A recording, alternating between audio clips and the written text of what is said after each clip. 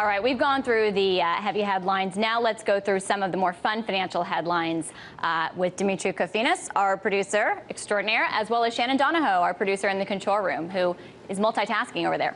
All right, so first of all, we were talking about Occupy Wall Street. It is their 42nd day, and they have also set a new precedent. Google searches for Occupy Wall Street have now surpassed that of the Tea Party for the first time in the U.S. on September 24th. They've remained higher ever since. So this doesn't surprise me. The Tea Party has been old news. Why wouldn't Occupy Wall Street be surpassing them in Google searches? No, I don't think it has to do with that. I think it has to do with, look, I mean, the Tea Party, they're kind of, they're a vestige of an older time. They're hanging on to kind of that Tea Party rebellion that happened in Boston. In Boston? Right. That was forever ago. Right, but that's what it's kind of, that's what it's kind of based in.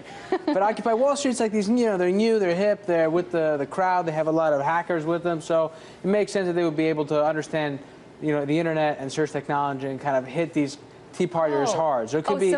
So you're saying this is about their knowledge of web search analytics?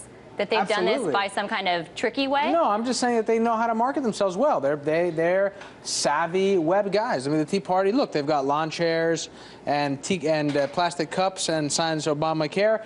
But these guys on Occupy Wall Street, they're like the tech-savvy guys. They're from like that movie with, I don't remember. I love how you're sitting here characterizing Tea Partiers and Occupy Wall Street protesters when earlier you were bagging on people for doing that. But we won't bring that into here. Shannon, you have anything to add?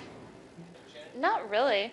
I'm pretty much good. Let's move on. Okay, let's move on, because there was a story in the Financial Times that we got talking about earlier today, because it was talking about relationships when personnel get personal. And the creative director of Gucci and the CEO of Gucci are in a relationship. And so they were kind of talking about how corporations are in this sticky area of navigating personal relationships among executives. You know, in some situations, an executive gets fired for an affair because of embarrassing the company, and just there's a lot of gray area. A lot of the people that the article went to at corporations to find out about their rules about this, their plans, they didn't exactly have one, or they were kind of hesitant to tell them what they were. Why do you think that is? I don't know, but I think there's a blatant case of discrimination. I feel like, you know, men get reprimanded when they engage in these sorts of affairs in the workplace, but women are allowed to use that as an opportunity. Well, maybe if women had more affairs, then you would hear more stories about women executives that were getting into these situations and getting fired. Dimitri. Women are smart. They don't get caught. Men get caught. I see. All right. Then I appreciate the clarification. I didn't realize that. So I stand corrected, in which case women are just more effective at kind of weaseling their way around the work area. Is that what you're saying? Kind of.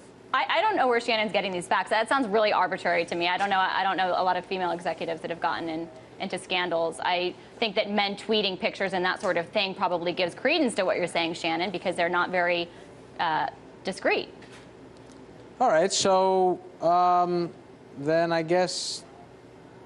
Where are we going with this? I don't know where we're going with this. I don't know. Should executives be able to date? Is there do you see any problem with you know, the CEO and the head of another division dating? And also, well, she's the creative director, so I'm sure that he helps her creativity. I mean. Oh, you think it makes her more creative? I think it helps her more creative. I think she probably helps him run the business a little bit better, because women have more sense and they are better managerially. Regards. That's absolutely true. All right, we got to move on. So this. You know, we hear from the Fed that getting lower rates is going to help people refinance.